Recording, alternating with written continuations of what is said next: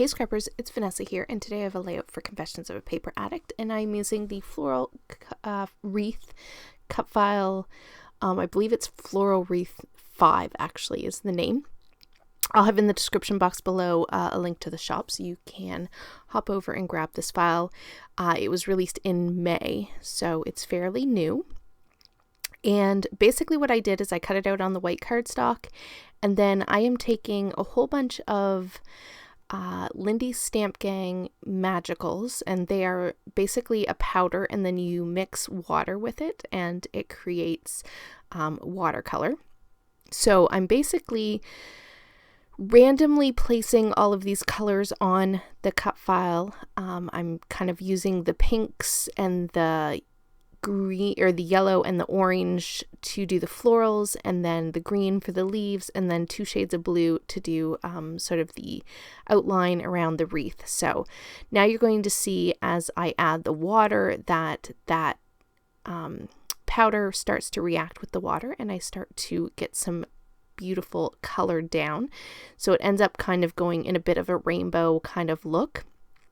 So basically that's what you're going to see me do here, is I'm going to go through and add water, and I'm trying not to let the colors mix a whole lot because I obviously don't want to get sort of a muddy color.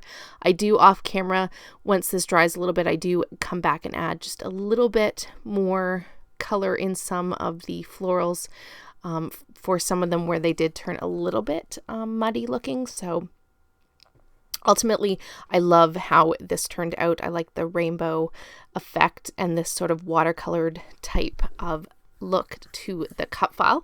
And what I'm going to do is I'm going to use both the inlay and the outside of the cut file. So I'm going to take all these pieces and I'm going to apply them to my background once I get everything painted and I let it dry. I do put this I put some weights or some books on top of this and let it dry overnight, just so that it would lay flat. So there you see the cut file has now dried, and I am showing you how it is going to look on my page. My photo is this one here, and I'm going to slot it in just like you see.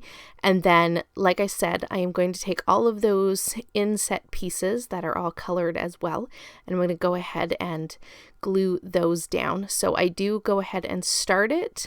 Oh, and I am showing you that I don't think I show it on camera, but once I get all these pieces down, I do go back and add some white splatter to the cut file itself. So you'll see that once I have everything down and I come back on camera. I'm just showing you what it's basically going to look like, and I'm going to start just gluing down a few pieces, and then I do finish the whole cut file off camera because this definitely was tedious, took a little bit of time, but like I said, I really love the end result. It's so beautiful. And there you see I have everything down. I added those white splatters, and I really just like that just adds just a bit more interest to the cut file, even though I could have just left it with the color. It's completely up to you if you want to try this technique. It's really striking once you put all those colors on your cut files like this with that watercolor look.